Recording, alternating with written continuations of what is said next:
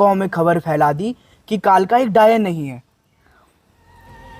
और गांव वालों ने मिलके तुम्हारी नानी के नाम पे कालिका माँ का मंदिर बनाया।